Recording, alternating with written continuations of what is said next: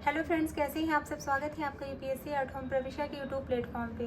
हम जो UP PCS की मेंस आंसर राइटिंग कर रहे हैं, जिसमें हमने जो टारगेट रखा है डेली 5 क्वेश्चन की आंसर राइटिंग करने का, उसी सीरीज़ में हमारा क्वेश्चन है जीएस पेपर 3 से। आप लोगों को हमारी जो ये मेंस की सीरीज़ चल रही है वो कैसी लग रही है, हमारे कमेंट सेक्शन में ज़रूर बताइए।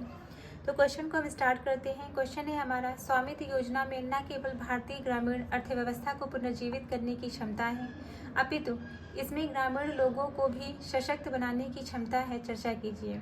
मतलब इसमें क्वेश्चन में पूछा गया है कि जो स्वामित्व योजना है उसमें जो ग्रामीण जो अर्थव्यवस्था है उसको पुनर्जीवित करने की क्षमता ही नहीं है, उसके साथ साथ ग्रामीण लोगों को सशक्त करने की भी क्षमता है, उसकी हमें चर्चा करनी है। तो सबसे पहले हम इसका इंट्रो देंगे। इंट्रो में हम स्वामित्व योजना के बारे में बताएंगे कि स्वामित्व योजना क्या है और यह जो है किससे संबंधित है, स्वामित्व योजना का जो मेन मोटिव है वो क्या है। तो सबसे पहले हम इंट्रो में बताएंगे कि स्वामित्व योजना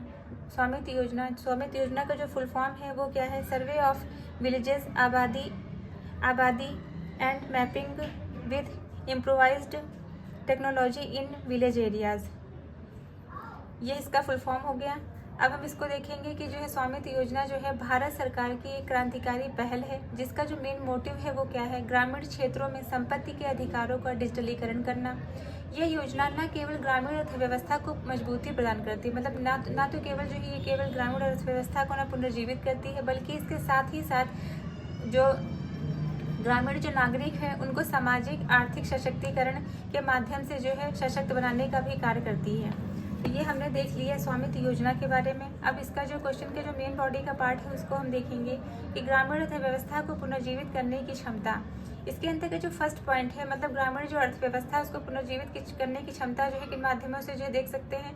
इसके अंतर्गत जो फर्स्ट पॉइंट है, ये क्या कर रही है स्वामित्व योजना, संपत्ति के स्वामित्व का स्पष्टीकरण कर रही है। मतलब ड्रोन सर्वेक्षण और जीआईएस मैपिंग के माध्यम से आवासीय भूमि के रिकॉर्ड को स्पष्ट किया जाता है और इससे जो है संपत्ति विवादों में कमी आती है और बैंक ऋण की पहुंच बढ़ती है।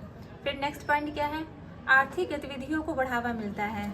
इससे जो है संपत्ति को जो है कोलेट्रल रखकर, संपत्ति को गिरवी रखकर ग्रामीण उद्यमी ऋण प्राप्त कर सकते हैं। इसका जो है एग्जाम्पल हम देख सकते हैं। 2023 तक 1.5 लाख से अधिक गांवों में सर्वे पूरा हो चुका है, जिसमें 1000 करोड़ से अधिक का ऋण वितरण हो चुका है।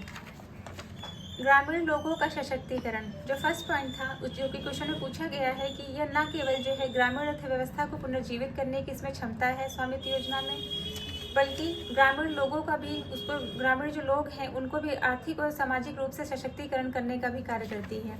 इसके अंतर्गत जो फर्स्ट पॉइंट है वो क्या है, महिला सशक्तिकरण। इसमें संयुक्त स्वामित्व से महिलाओं को आर्थिक सुरक्षा मिलती है। मतलब जो ज्वाइंट ओनरशिप है उससे जो है क्या होता है, जो महिलाएं हैं उनको आर्थिक सुरक्षा प्रोवाइड होती है। इसका हम एग्जाम्पल देख सकते हैं। हरियाणा और मध्य प्रदेश में 30% से अधिक संपत्ति रिकॉर्ड महिलाओं के नाम दर्ज किए गए हैं। मतलब हरियाणा और मध्य प्रदेश में जो संपत्ति है उसमें 30% से जो अधिक संपत्ति है वो महिलाओं के नाम पर दर्ज है।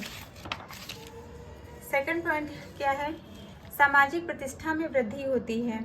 इससे जो है क्या होता है, स्वामित्व योजना से जो है क्या होता है, सामाजिक जो है प्रतिष्ठा में वृद्धि होती है। इसके अंतर्गत संपत्ति कार्ड ग्रामीणों को सरकारी योजनाओं का लाभ लेने में सक्षम बनाता है। मतलब संपत्ति से संबंधित जो उनके पास कार्ड है कि उनके पास इतनी प्रॉपर्टी है, तो वो क्या करते हैं, वो जो है वो ग्रामीण वासियों को जो सरकारी जो योजनाएं जो चल रही है उसका लाभ लेने में सक्षम बनाता है। फिर क्या है, डिजिटल लिटरेसी। इसके अंतर्गत मोबाइल ऐप जैसे स्वामित्व ऐप के माध्यम से ग्रामीण नागरिक अपने भू अधिकारों की जानकारी प्राप्त करते हैं। प्रौद्योगिकी का योगदान, इसमें जो है प्रौद्योगिकी का क्या योगदान है इसको हम देखेंगे। ड्रोन और CORS का उपयोग उच्च सटीक मैपिंग की जानकारी के लिए किया जाता है। मतलब इसमें बताया गया है ड्रोन तकनीक और जो है कॉन्स्टिट्यूएंटली ऑपरेटिंग रेफरेंस स्टेशन का उपयोग उच्च सटीक मैपिंग की जानकारी में किया जाता है। ब्लॉकचेन आधारित लैंड रिकॉर्ड से जालसाजी रोकने में मदद मिलती है। तो ये हमने देख लिया कि इसमें प्रौद्योगिकी की जो है क्या भूमिका है। फिर इसके समक्ष जो है स्वामित्व योजना जो है उसके समक्ष कौन कौन सी चुनौतियां विद्यमान है उसको हम देखेंगे। सबसे पहला क्या है, भूमि विवादों की जटिलता। इसमें कुछ क्षेत्रों में पारंपरिक रिकॉर्ड और आधुनिक सर्वे में अंतर देखने को मिलता है।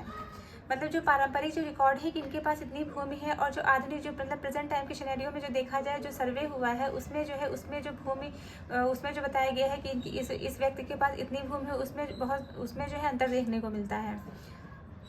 फिर क्या है, डिजिटल अंतराल। इसके अंतर्गत ग्रामीणों तक तकनीकी जागरूकता की कमी है। तो ये इसके समझ जो है कौन कौन सी चुनौतियां विद्यमान है उसको हमने देख लिया। अब हम इसका कंक्लूजन देखेंगे कि स्वामित्व योजना, डिजिटल इंडिया और सशक्त ग्रामीण भारत की दिशा में एक महत्वपूर्ण कदम है।